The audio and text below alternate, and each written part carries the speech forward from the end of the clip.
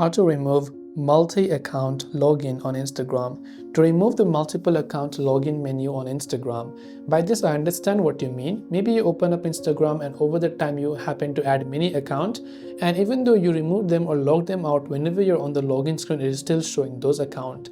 Now for this, first of all, tap the three lines option from your profile page, scroll down and tap on log out of all accounts, and I'll tap the logout button.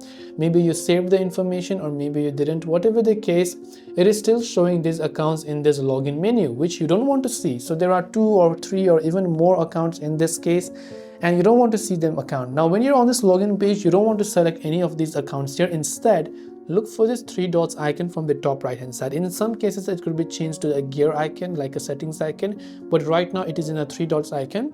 Tap on it. Now tap on remove profiles from this device.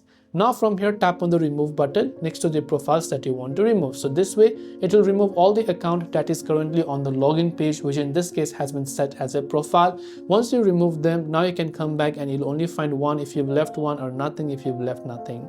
So I hope this video helped you out. If you have got any further questions, feel free to leave them down below. Thank you for watching and see you soon in the next video.